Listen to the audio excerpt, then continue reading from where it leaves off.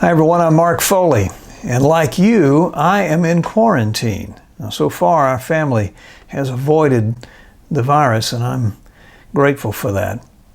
And like you, my connection to the world is now mostly virtual, and like you, I miss my friends and my barber. I really need to see the barber. And like you, I watch the daily briefings from leadership describing how things are going in our nation. One thing is particularly clear as I watch those briefings, though there are some indications of the contagion peaking in some areas for which I am very grateful. No one, and I mean no one, has control of this thing. Now, I plan to continue washing my hands frequently and staying 6 feet away from everyone except my wife and my dogs. But I also plan to pray. There's a movement growing in the Mobile, Alabama region that's called Canopy of Prayer. Now, it's not something to join. It's just an increasing number of people who've agreed to pray for God's presence and control and His safekeeping of a place and its people. And those who have done so have tied a red ribbon to their door or their fence post or their mailbox indicating that they're praying.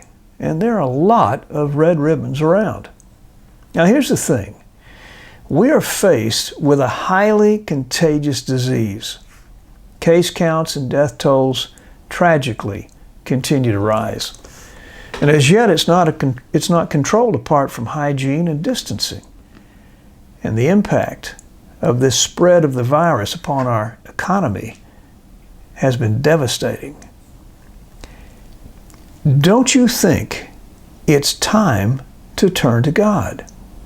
Now, I know that's not a socially acceptable principle. I know it's not politically correct. And the fact is, I really don't care. What if thousands, what if hundreds of thousands of people laid aside our personal pride and our self-centered mentality? What if we set aside the religious and social and philosophical and political boundaries? And what if we ask God to take over? What if we ask God to save us? What if we ask God to show us a way through this economically, or to introduce scientists to a way quickly to kill this virus? And what if all of these people joined in prayer at one time, crying to God, asking Him to take care of us? Well, that's going to happen this Wednesday, April 29th at 7 o'clock in the evening Central Time. I want you to be a part of it. And what we're doing is built on a promise that God gave to a king a long time ago. It's found in 2 Chronicles chapter 7, verse 14. Here's what the scripture says. If my people, who call themselves by my name, will humble themselves and pray and seek my face and turn from their wicked ways, then God said, I will hear from heaven. I will forgive their sin. I will answer their prayer, and I will restore their land. That promise is a fact. Do I believe it is true?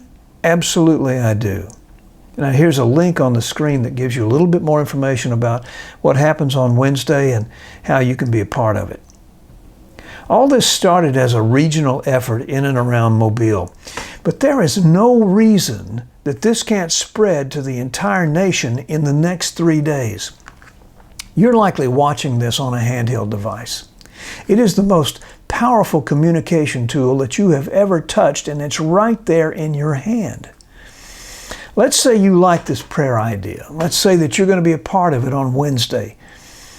What if you use that powerful tool in your hand to communicate to everyone in your contact list, asking them to join you? And what if you ask each of them to do the same thing with their contact lists? This thing could multiply rapidly across our nation. You have that kind of influence. But the question is, do you have the courage to use it? I pray you do. Because don't you think it's time that we ask God to take care of us? Hey, just do it. I'll see you Wednesday night. Thanks.